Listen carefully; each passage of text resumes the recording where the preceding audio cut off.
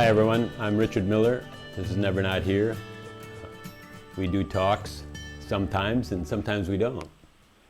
And we try to think of how we relate, at least I am, because here I am broadcasting and showing myself and speaking with people and believing in what I speak and not believing in what I speak and casting images.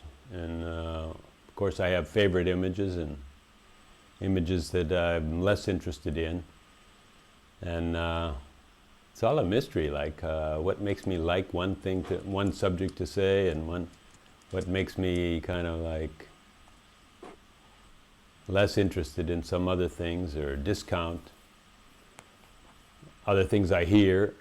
And every time I discount something, of course I'm in a way discounting the person that's speaking that, and discounting their experience, and saying, no, my experience must be more right on, And then here we are just choosing people to live with and to make a part of our circle of friends. I guess we're not choosing our family, but I guess we can unchoose them, as we haven't talked to them for years. And it's a real curiosity how we're attached and unattached, and just to see what that mechanism is. So one fun thing we do is talk on Skype, and Skype is so cool that you can go all around the world, and we're almost directly opposite. I'm in Australia, we're talking to Austria, so please help me welcome Michaela Trnka. So hi Michaela. How are you Hi Richard. This evening? Late for you or early for me in the morning? It's, what is it? It's 11:30. That's not too bad. Both of us have found a channel of expression where we can experiment with thoughts and ideas that are maybe not common in our circle of friends and our circle of work. And I've done it through Never Not Here, and you've done it through various websites and also through the Eckhart Tolle forum. And I just wanted to reflect, both of us could share how these channels of communication have helped us grow and helped us see more about our own life just by expressing and verbalizing. And so I'm thinking especially of your participation, which has been pretty steady from the beginning on the Eckhart Tolle forum, right? Mm-hmm. Yes, I think this is now pretty much to the day 3 years since I joined. I think it started in July 2009, I think it was. Yeah, so it's 3 years. And I believe I've been with the forum pretty much from its inceptions, pretty much from the beginning. So if you're sticking with it so long, it's really giving you some positive feedback in your life. And I mean, in a way, I believe that verbalization crystallizes our thoughts and our feelings in some way that we can see it better. And I just wondered what your experience of that was. If you feel that you've changed a lot in those 3 years. Yeah. I came, the Eckhart Tolle forum, that was the first forum I ever went on, and it was the last. I've never been on any other forum. But there, right from the beginning, there was something that absolutely intrigued me, because from the very first post, the very first message I typed there, I realized that was me speaking to myself. And I somehow had this insight. And then there was really an interest and a curiosity, because I could observe not only, my own feelings and my own reactions, but then over time also my own patterns. And that turned out to be so effective, I would say, that I really stayed with it. And part of it was communication, and still is communication. But I think what makes this forum, and not only this forum, but also I think communication over the internet so intriguing, is that there's also an energetic component. When we're doing Skype, there is a definite energetic component because I see your smile, right? And then you can see mine, and then we we relate pretty closely. I guess on the internet, when you're posting or when you're reading people's blogs and so on, the words take on an energy. And so words are loaded with energy and with feeling. And I mean, how does that work? Can you make a comment on what's the mechanism where words are so loaded? I don't really know how it works. But words carry an energy, and maybe also words carry the intention, if you will, of the person who puts the word out there. Because, I mean, words are based on thoughts, thoughts are energy. So in a way, these words carry the energy of the thought. And if you are receptive to it, then you can feel it, and it opens up a level of communication I was not aware of before. How it works, I really don't know, but that is my experience with it.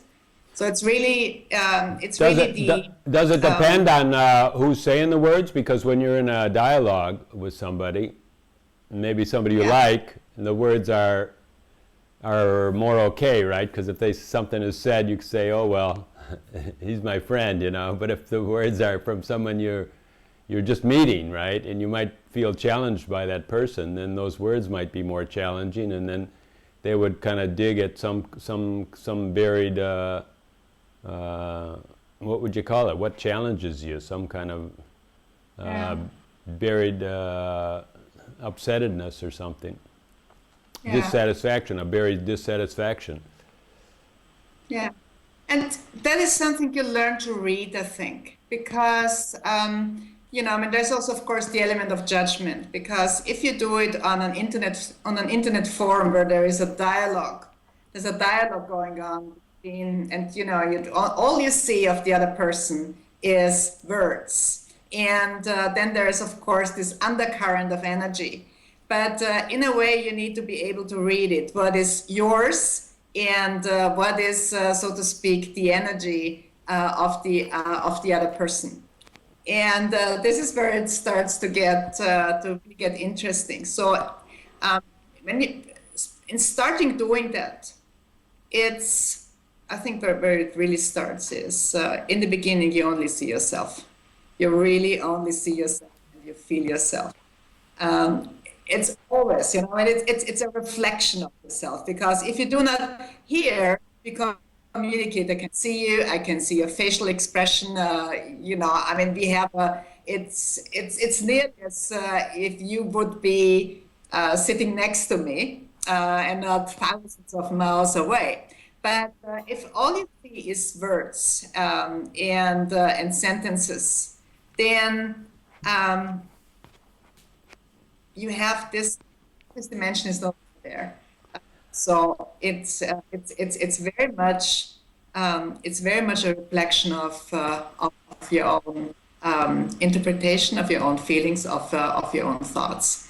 What happens to me when I'm on a forum and I just see words, it's kind of like I can really get into a combative mood, because like somehow the person's there, but like it's not like this where we can see each other, and so then I read some kind of reply, right, and that reply, it feels soft in certain areas and sharp in certain areas and challenging in certain areas, you know. And then I think I can craft a reply that's going to get this part, and it's going to kind of get that part, you know. But I'm really kind of taking the person away from the words, and I'm just kind of like trying to take the words apart and put them back together the way I see it, right? And really there's not a lot of room necessarily for kindness or for like, you know, like respect or for normal things that two humans can have between them. And maybe more of the focus gets taken up on what's my viewpoint and what's their viewpoint. And I concentrate on the separateness instead of the togetherness, right? And sometimes maybe I'm not that good on a forum. I can get carried away with trying to make a good quip, you know. Oh, I really got him with that one. Yeah, but you know, I mean, what you see there is simply a pattern, you know, and it's a pattern that's maybe not that different from your daily life or from your normal way of communicating. Maybe it's not so. Maybe it's not coming out that.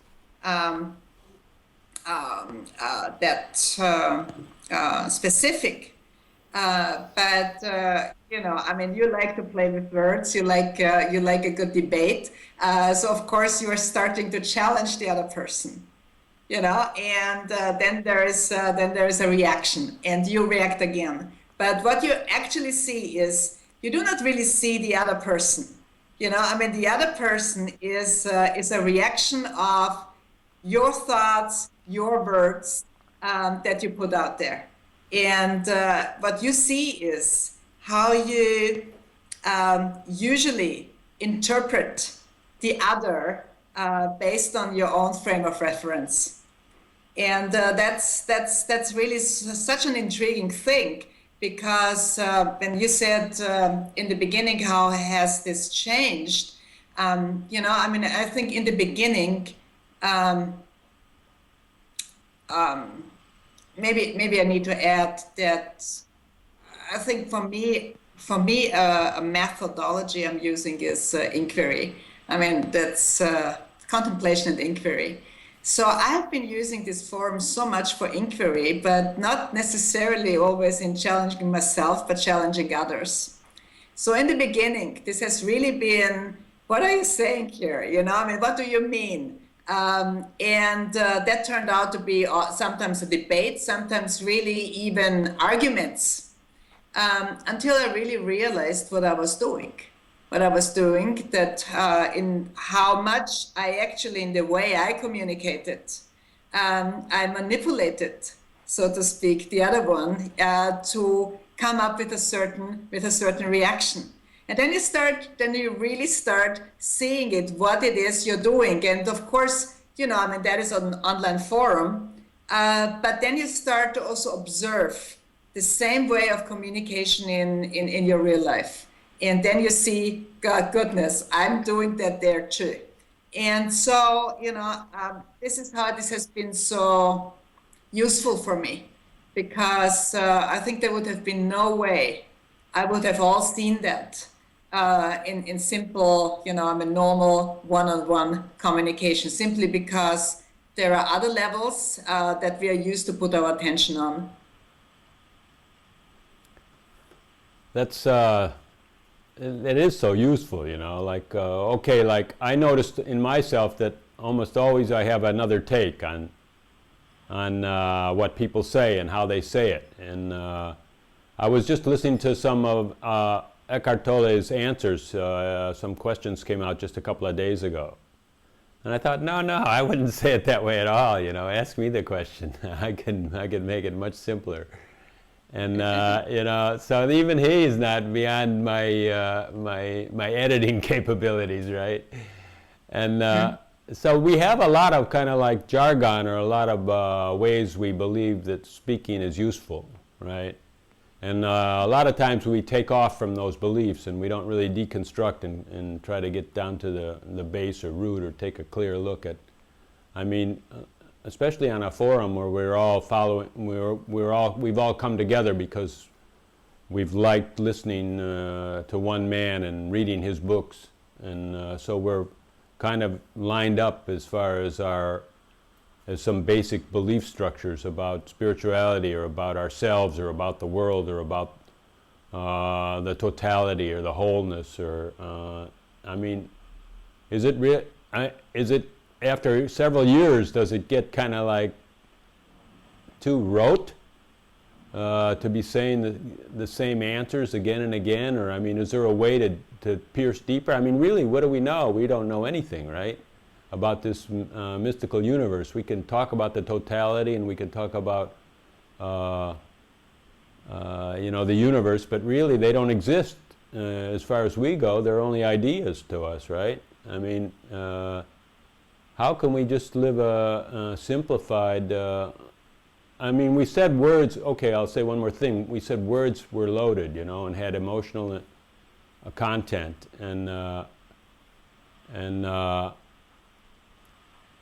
but yet we don't find any new words. And then we wonder why we're stuck on the same emotions and same moods. Well, you know, there is a certain language around spirituality, and it's interesting because I had to learn this language because maybe 4 years ago I was not necessarily on a spiritual path.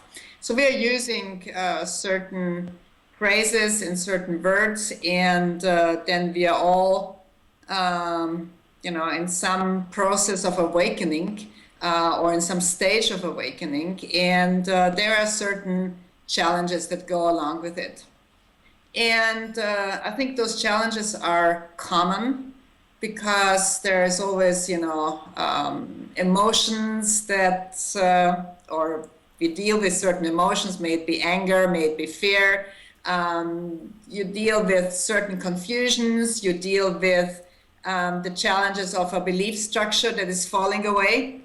And those are common questions. Those are common questions. And when I see someone like Eckhart answering those questions, he may be using words that are appropriate in the context, but he's using them based on the need of the questioner. And that is really the art. It's not necessarily how precise can I formulate an answer. It is really how can the person questioning me, you know, and what do they need to hear? And it's a whole different level of communication if you know, I mean, look at it from someone like Eckhart, because, you know, when he is not coming, when he is responding to those questions, he's not coming from a rational or reasonable level, but really from an area of no thought. And yes, he may be using a certain repertoire of words, but the way he is responding to a question is always based on the need of the moment. And he may be using pointers, but these pointers are in this moment 100% appropriate for the need of the person, and that is the art. That is the art, and it's a little different because, of course, if you write something, or if you edit something, or if you communicate in written form, then this is being read over and over and over again. So it's maybe coming out of a moment. It may be relevant, but it may not be necessarily relevant for everyone who is reading it. I think I'm. No, that's perfect. You know, that's really right on the way I feel it. In a dialogue, you can be totally appropriate to that conversation. In a book, you write something, and you know, it's not picked up by everybody, and maybe somebody has to read it 4 times before it sinks in a deeper way. Yeah. And but I mean, Eckhart doesn't do dialogues either. He just takes questions, and so then he really doesn't get the feedback of the person. moment by moment, are you getting this, you know? And actually, what can we get? What can we get in a new idea? Maybe we only can get what we already believe in, and we can justify or verify our own thoughts or somehow be puzzled by. I mean, like I talk to a lot of teachers and stuff, and I really don't go for very much of what any of them say, right?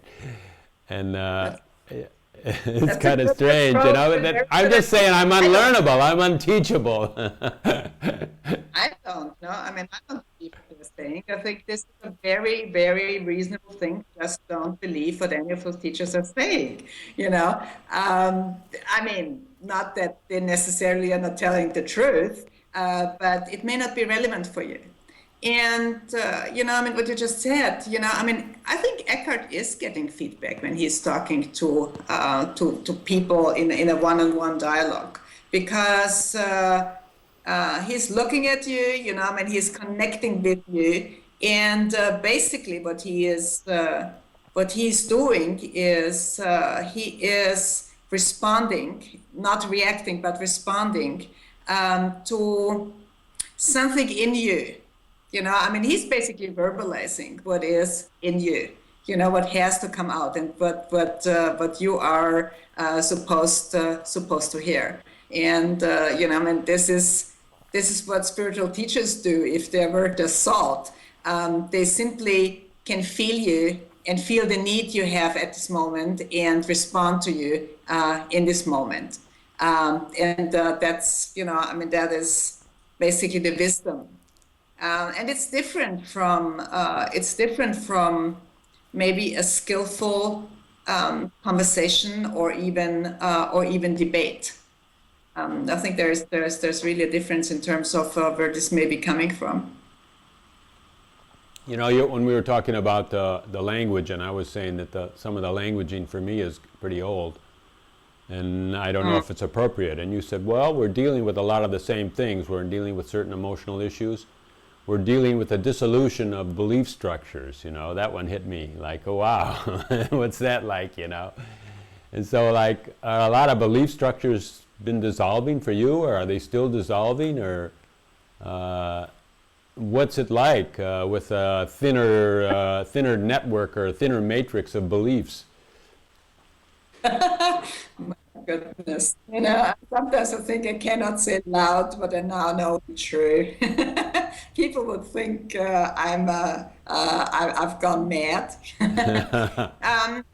It's just falling away, you know. I mean, it's just falling away. Sometimes, you know, I mean, it's beliefs about yourself, you know. I mean, that you're this or that you're that, but also, you know, I mean, also belief structures you have in your life in terms of society, in terms of the world around you, in terms of you know, I mean, how the world functions.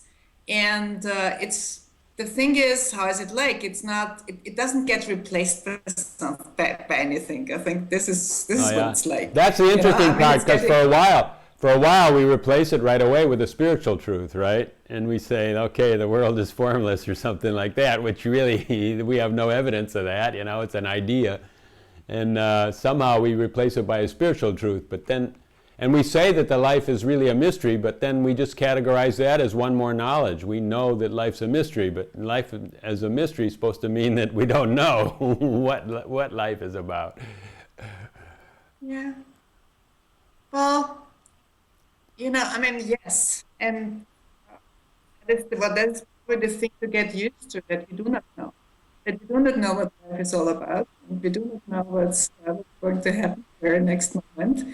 And, you know, I mean, those are the things to get used to, because, as I said in the beginning, you know, I mean, once you learn how much you're trying to manipulate the world around you, once you learn that, and once you realize that, and once this starts to fall away, you know, then you have a much more immediate experience. And that feels, in the beginning, maybe a little raw. A little raw, and then you sort of get more and more used to it. But it's not that old belief structures do necessarily get replaced by new or spiritual belief structures. I do not go around and say this is the formless. So, I don't think that way. Yeah. There are experiences, or there are things on experiential level. There are things on, that can be verbalized, or described, rather described, not verbalized, but described. And then there are things that are just experiential. You simply don't believe much anymore. Actually, nothing really. That's what's happening to me. So that I'm maybe more and more contrary, and I want to challenge people. Maybe too much. Maybe I'm an annoying guy these days, and I'm wondering, like, what's the point of challenging people to rethink or to re-examine? And for me, inquiry is just a simple looking. Yeah. It's not a process that's any kind of like formalization. It's just kind of looking and saying, well, what's going on today? Precisely. Yeah. And I have been challenging everyone. I'm a big brother. But in the end, you only challenge yourself. You do not challenge other people. It may look like you challenge people, and God knows I've done this on this forum for 3 years, challenge other people to no end. But I always knew I'm actually only challenging myself. And then this is where the inquiry is coming in, because inquiry to me is not only looking, but it's also questioning. And at least the way I have done it, or the way it came to me, was, for me, the questions have been important. The questions have been important because it's the questions that, by the means of contemplation, inquiry and contemplation, really led then eventually to an insight and to another step or another opening, or whatever you would like to call it. So this is how you deconstruction. This is my deconstruction, my demolition project. Going back to when we first said demolition, you said, well, it can be a little bit raw. It can be a lot of it raw, right? Because you just kind of go into some feeling of Never Land, like I'm ungrounded, or I'm, I have no purpose, or, that rawness is also, I guess we're used to having a sense that we have to move on, right, to our next task. And that seems like somehow, is that what grounding is? What does it mean to be grounded? You sometimes lose the connection to Mother Earth. And you also tend then to be too much in your head. I think a lot of spirituality is taking place in the mind, on the mental plane. But really where it does take place is basically in your body. We say grounding is an energetic phenomena, and it has to do with contact with the earth. And we're not really so sure what interrupts that contact with the earth. And yet we have also spoken of the power of words, and how words have emotional contact and emotional content, but more than that, they actually carry a mood. And here we're saying, we brought this part of the subject up when we said it's a little bit raw when belief structures collapse, and my old roles seem to disappear. And without those old roles, there's some kind of a mechanism where I don't feel grounded, where I'm in the air, right? And I'm wondering if grounding, we say it's energetic and we just pretend like it doesn't have anything to do with words, but I think it has everything to do with words, really. It's everything to do with beliefs in our role as a human being. And when that role is challenged, then we start to float and drift. And so then I see that something like posting on a forum or like having a dialogue is very valuable, because we can verbalize verbalize what's happening and maybe see those roles that they're either not necessary or that have trust that a new role is happening, or that I'm still alive, and that's the role to be alive, right? I don't know. What do you think about that? In other words, because the energetic is just a kind of a typical spiritual.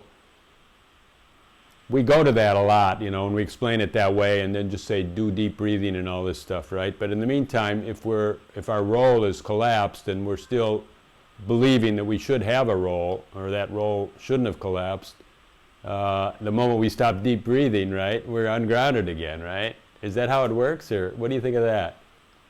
Yeah. Um, yeah. Um, I think the way it works is that and I think this is the most important thing anyway, is you do no longer believe your own thoughts. Either in this way nor in that way. What about not believe your feelings, and what about not believe your moods? Because we're saying all those things are, at least in my experience, with my own life, let's say, how can I say about anyone else? But I can see that words can carry way more than just images and verbal constructions, but they carry emotions and they carry moods. And we were just talking about being ungrounded, and I'm saying, hey, you can look at the words, you don't just have to do deep breathing. And what do you mean? What do you think of that, Don't believe your thoughts, don't believe your feelings, don't believe your mood. Can you do that? Or the mood is all pervasive? If you say don't believe your feelings, don't believe your mood, it means, I think it means to label them, or no, let me put it like this. I think feelings and moods give color, so to speak, and texture to thoughts. Feelings and moods make thoughts real. And so if there are feelings, or maybe emotions, maybe we shouldn't say that much feelings, but emotions, and if there are moods, we are used to phrase them, name them in a certain context. And those are the things to be inquired. What is boredom? What is fear? What is anger? What is it I'm feeling now? And what is it that is even more important? What is it that has triggered this feeling? And there is a difference, because my feelings may be reactive, or my feelings may be just arising. That is something simply in terms of observation that you can get a little bit of hang of. I believe they're always reacting, You say they're just arising. Well, to me, that means they're arising to subconscious belief. But they're always arising to the way we think it is, right? And a mood is your sense of grounding, is your mood, right? When your mood is detached, you're ungrounded. When your mood is attached to a kind of like what should I call it, a process of doing, a lot of tasks, a lot of goals that seem to be getting done, enthusiasm, all those moods are attached to a belief of the way it is. The way it is I'm a person that always manifests a parking space, and there's my parking space. I've got this great mood, If you really want to talk about something that's inane, you can go that. But I'm just saying that the verbalization is so much more important than our normal spiritual speak gives it, because we're actually positing a life without verbalization and saying, oh, I can just meditate and just be in vastness, right? And that actually I can live that way. But nobody does it, not even the greatest guru or the most popular spiritual teacher, not a one of them. They might not have a lot of busy mind, but it's not like they live without thought. And so that's what I'm saying about moods and grounding. Yeah. There may be days you're simply in a good mood and you don't know why. And then there may be days you are in a low mood or a bad mood and you do not know why. I mean, I think what I'm saying is moods or feelings do not necessarily always need to be reactive. They are energies, and sometimes energies are low and sometimes energy are higher. That's a mystical way to look at it. That's a mystical way to look at it. Bad mood or low mood or depressive. Yeah. And, I mean, a higher energy, everyone likes that because it feels so good. Oh, yeah. Well, can't you inquire about that? Excuse me? Can't you inquire about that? I mean, you say we don't know why a mood would be high or low, but we can inquire about it, and then we can see. We can, but do we need to? It's a belief. I mean, do we need to? I don't know. I mean, we seem to need to do something, otherwise we'd stop doing, right? You do not need to inquire everything, I mean, some things are okay if, if you just accept them as they are, I mean, why would you inquire a good mood? I mean, gosh, I wonder why I'm in such a good mood today. I mean, do you really need to know?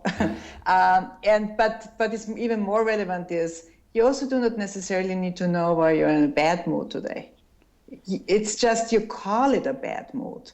And, I mean, so many people, and I work a lot with people, I mean, with depression or anxiety. And, I mean, much of it is, and much of the cause of the suffering is that this is being called depression. A low mood is being called depression. And then there are certain that's the belief, mental associations with depression. I mean, if I'm depressed, I have no motivation, I cannot get it up, I will fail, I'm not a good member of society. Those are the beliefs. The feeling, I mean, the feeling is the feeling. The mood is the mood. But what is it I'm doing with it? I mean, this is where the belief structure is coming in. And this is where you have to inquire. Because who says? I mean, most people believe it's bad to have a depression. I don't think so. I mean, I think depression, or what we call depression, is sometimes something that's quite healthy because it slows people down. It's just, I mean, we are not used to getting slowed down. And the same with anxiety, nervousness, fear, boredom. I mean, those are relatively normal expressions of a human being, of their emotional scope. I mean, the belief structure that has to be questioned, that has to be looked in is, I mean, what am I doing to avoid those feelings? And what is my means of distractions to get away from them? Simply by not, accepting them. So it's not the means of distractions. You call that distractions, right? I'm sorry, but did you say distractions? What are the distractions that I use to get away from them? Is that I'm just clarifying that word. I kind of missed it. Oh, distraction. So, for example, I mean, something that is very common, a mood that is very common is boredom. I mean, boredom is something really very, very common. And in spiritual terms, I think it's really relevant because, I mean, where there is the boredom, this is like the cover of the emptiness, and most people will do everything they can to go away from the boredom as opposed to start to explore, this feeling. And that is what I mean with distraction, I mean, so you start to do something, you turn on the television, you go to the computer, you call someone, I mean, not because you want to watch television or want to call someone, but because you're bored. And that is what is called distraction. So anyhow, okay, let's just talk about boredom for a while, because if we're using a spiritual term and saying that the boredom is kind of like the cover for the emptiness, and that if we'd go into it, we would find out what emptiness means. But when I inquire, I think boredom is just a symbol of our saying no and our being disengaged and our protectivism, you know, like I'm something that needs to be protected. And then if I say yes to life and engage with more things, well, my plate's too full, I got too much to do, I won't be able to accomplish, I better just do one thing at a time, I'm not good at multitasking. And so then we're so used to saying no to everything that of course our life is empty, right? But I mean, what do you think of that? I mean, it's another take on boredom, but I mean... Yeah, yeah, yeah. That sounds to me, sometimes, if you feel overwhelmed, that it can also be a reactive pattern or a reactive answer in terms of, like you say, saying no, feeling overwhelmed, wanting to get away of it. So it's also avoidance, if this is what you mean. I would not necessarily call that boredom, much rather, a defensive mechanism. I'm not calling it boredom, I'm just saying the result of it is boredom. In other words, if we say no, to everything, of course nothing's happening, and life is in a huge stasis, and nothing can seem interesting because we've already discounted it. No, I won't do that. No, my plate's too full. I can't take that on. No, I don't want to go out tonight. No, I'll be too tired. I need more sleep. I must be sick. Oh yeah, I worked so hard yesterday, so I'm tired today. These are all excuses for low energy, which is just basically I guess I'm shifting the topic into like, what does it mean to engage with life? Be fully engaged and fully on, right? How can we turn ourselves on? And is it important? Because many spiritual speakers will say, no, that when you're off, just accept it as it is, and you're just you're trying to go on just to manipulate yourself, but really I'm saying you're trying to go off just to manipulate yourself. And I think either one of those is a valid point.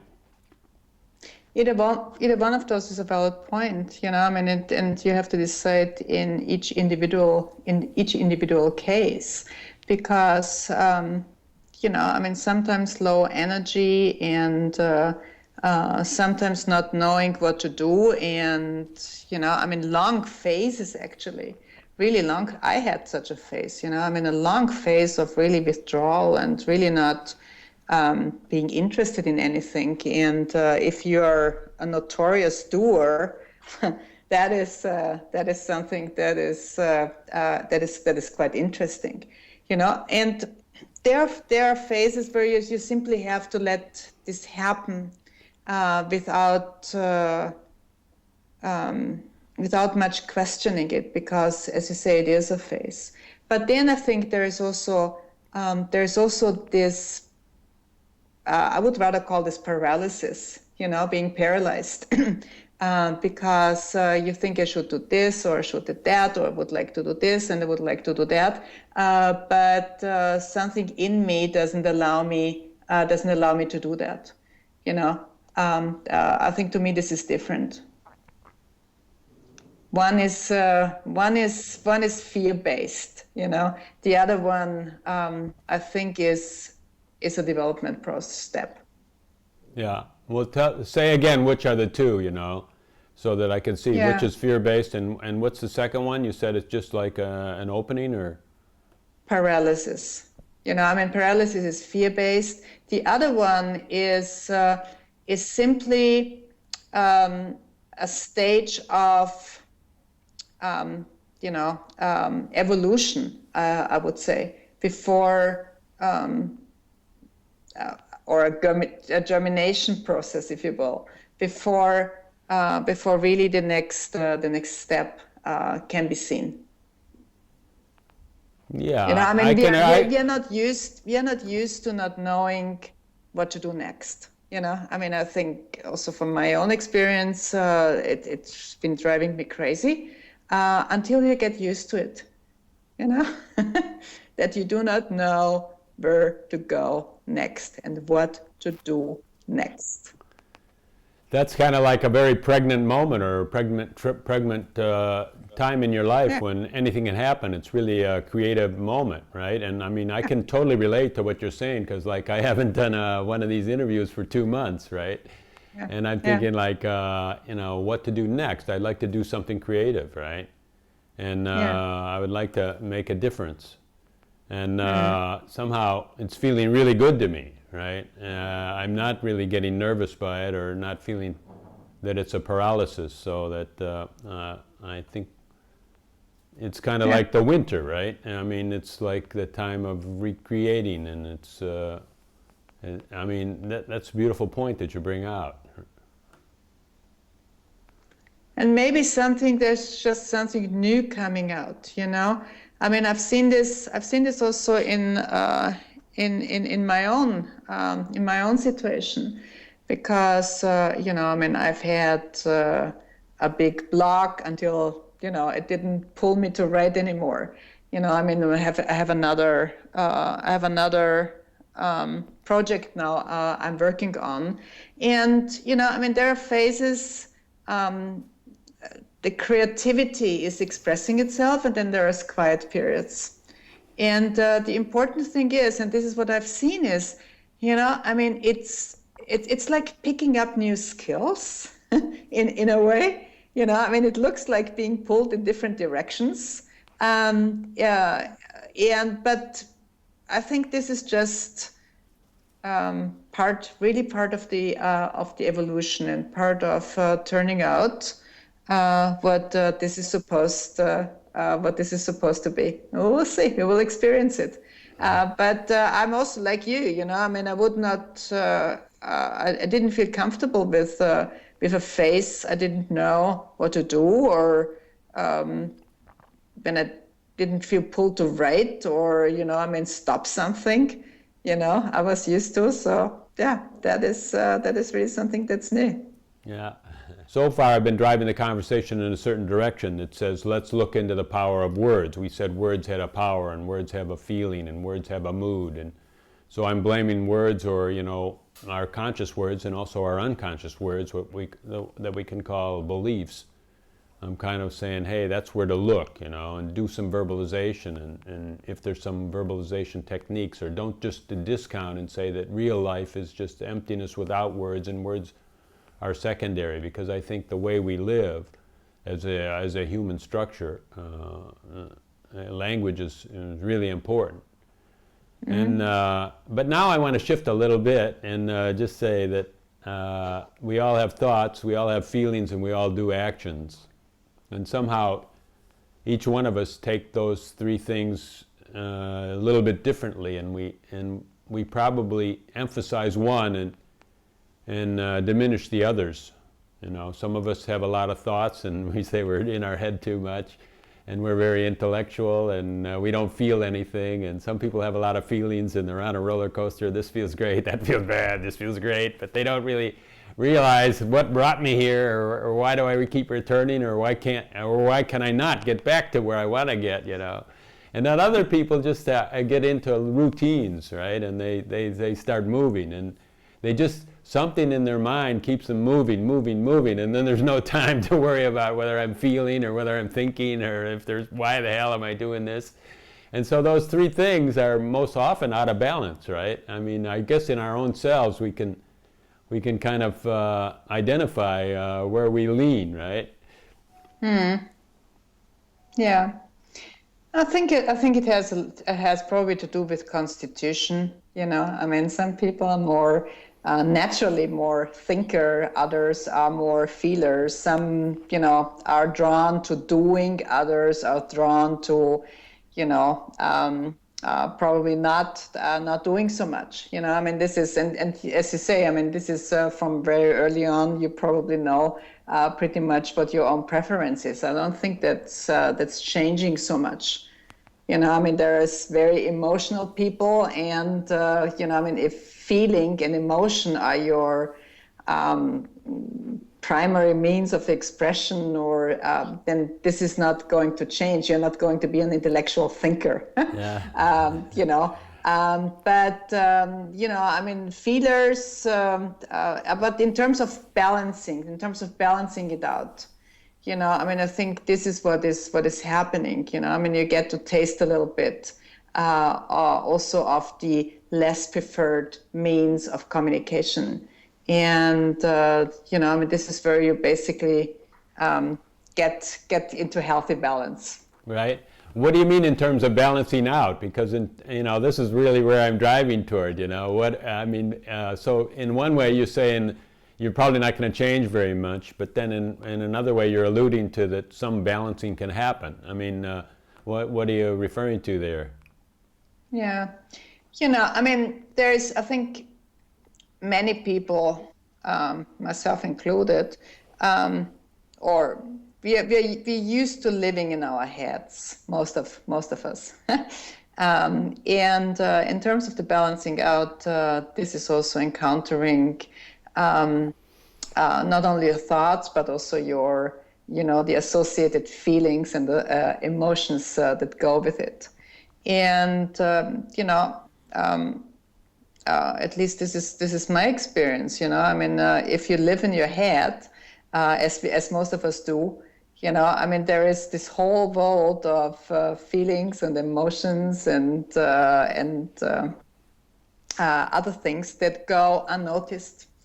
And it's only in terms of noticing that there is also, you know, I mean, this area, and that this area is also another means of communication, if you will, because you know, if you're in your head, this is pretty safe. You know, I mean, this is going back to what we said in the beginning. You know, I mean, if I'm in my head and I look at someone's post, you know, I mean, and I interpret it in a certain way, I respond in a certain way, I can run my pattern. But if I allow also other means of information, and this is where then it really goes into feelings, or, you know, also in terms of intuition, then there is a whole other range of information that is important for the communication. This is what you say about the word, you know, I mean, they express moods, they express feelings, and what it really is it's an energy. And, you know, I mean, you don't really get this only on the level of your thinking mind. So you need, so to speak, also these other means of communication. This is what I mean by balancing out, because you kind of need to learn not only how to feel them, but also to how to read them, if you will. This is really where I'm driving, because, for instance, you say most of us are in our heads, so I can really relate to that, so you and I are anyhow. And then apparently, like, what's happened somewhere in our past, hurt became too much, and we realized that we're hurt through our feelings, and then somehow we learned to say, well, why did that happen? And then we made an excuse for it, and we always retreat to the excuse and try to get away from the feeling by going to the excuse, or the excuse can also mean the interpretation or the reasoning.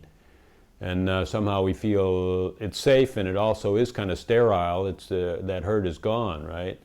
And then from the other angle, somebody that's always feeling things might feel intellectually challenged at some time in their life, and they think they have to get the answer right, and they have to understand the right words. And in school, they never, you know, the words were confusing, and then the more words they hear, the more confused they get, and the more they cut off from it. And I mean, I know that from a lot of these episodes that I've done way in the past, and I'd get comments, and some people said it's great, you know, you're really explaining a lot of good things, and others saying, too many words, you know, when you talk like that, I cut off, right? So then those are the feelers. Yeah. And then, of course, I mean, what I'm trying to say is that there could be a balance, and that we should work toward a balance, and the way to get a balance is to work on your weakness, right? To go exactly where you don't want to go. To work on your weakness. And then if you're just into mindless activity or activity without a feeling, it's probably not accomplishing very much. If you're just into feeling, of course you're a roller coaster and you're hard to be with. If you're just into thinking, you know, you're an icy person, and who knows what you're thinking. You could be thinking the weirdest things. It seems to me when those are in balance, at least when the thinking and the feeling are in balance, the actions are probably full of wisdom, right? And then, I mean, I guess I'm just proposing that we work toward balancing those three, and we do it by working on our weakness. And working on your weakness in a way means going where you don't want to go, right? Yeah, but what if there is no weakness and you are completely okay the way you are? Yeah, you're balanced. People are balanced, You know, and they I probably mean, are pretty what wise. is a weakness, you know? Huh? But I know what you mean. I think I know what you mean, you know? I mean, and we all know that. But in a way, you know, I mean, you do not necessarily need to work on this because it will show up anyway. You know, I mean, I think the most important thing is to realize if you, and this is where we're coming back to the grounding of what I said about the grounding, if you tend, and I've certainly been someone like that, and you too, if you tend to be in your head or in your mind too much, then the grounding, this is what I meant, the grounding is important. Because then you do not necessarily need to work on your weakness in terms, or what you call a weakness in terms of, not putting enough emphasis on your feelings or on the sensory information. But if you start to ground yourself, you know, I mean, this happens automatically because, you know, I mean, the moment you touch something, you know, I mean, you are in contact with something that's not up there, that's not air, but it's earth, and then it balances it out anyway. The thing is, and we always forget this, this body we have is just an organism of wonder.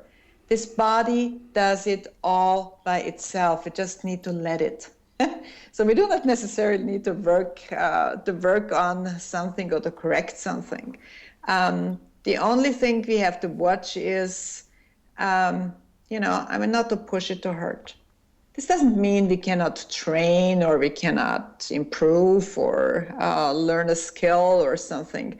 But in terms of development, it's just let it balance itself out, because it does, you know, and observe it a little bit and see what happens if you are just relaxed. So just relaxed, you know, and also grounding, both of those two seem to me to be most appropriate for the person that's totally in his thoughts, because as you relax, as you take a deep breath, then your feelings can come through. They will come through. And then that grounding and that relaxing is about balance, right? Yeah. And so then, yes. For the person that already feels, they need to verbalize a little bit more. They're already grounded, right? They're already totally in their body, and they're feeling everything. And so then maybe, okay, I'll just say one thing about balancing. You know, one person was explaining. He's a disciple of Muktananda, and when Muktananda was alive, he explained what a vibrant energy Muktananda had, that he was just, he could manifest so many things, and that was kind of his nature. He was had a lot of action and was able to manifest a lot of action.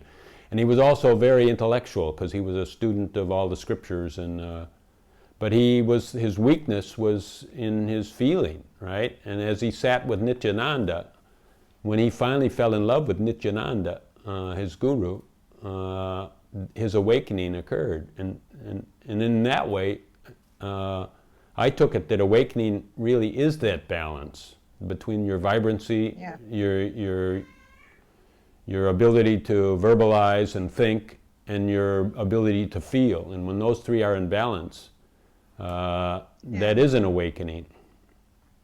Yeah, I think I think what you're talking about is more how to say this, the consequences of awakening. You know, I mean the consequences of a balancing out.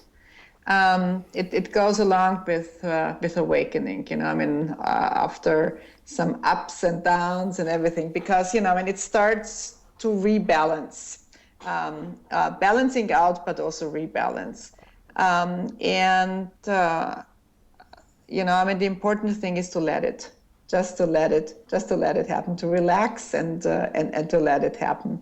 But you're right, you know, I mean, I think the balance between thoughts and feeling, in particular in terms as they arise, and not in terms of a reactive pattern, are probably the an important sign of this. So, well, I like that. You know, it feels right to me. It totally feels right, and I can notice that I'm more in balance than I have been in my life, and so then I can attribute that to Never Not Here and my participation in these kind of dialogues, and I can also attribute it to forums like the Eckhart Tolle Forum. And maybe, I don't know, is it too much to ask to say that let's use all these tools and let's look at how we're balancing in our own life, and you said notice it, right? And we just notice these things, and just notice how life becomes more ease when these things seem to be each one of these things, our energy, our thoughts, and our feelings seem to be okay the way they are, right? And so that might be our message for today, that we can notice balance, and maybe people can notice balance just from our conversation too. It's kind of pointing that way. We're talking I would hope so. It was like a coffee house conversation. You know, you talk about life and the most important aspects. So maybe. So I truly thank you for your contribution to balance, Michaela. Well, thank you talking to me, Richard. It's been a real pleasure. Michaela Trnka. From across the world, from across the world. Than I am. Yeah. We span the globe tonight. Yeah. From Austria to Australia, you know. So thank you very much. Thank you, Richard. And thanks everyone for giving us a watch, and you know, write to us and tell us what you want. Come on and talk to us, and be alongside of these different dialogues and videos, and have fun and notice your balance and be okay with it. So good night for tonight.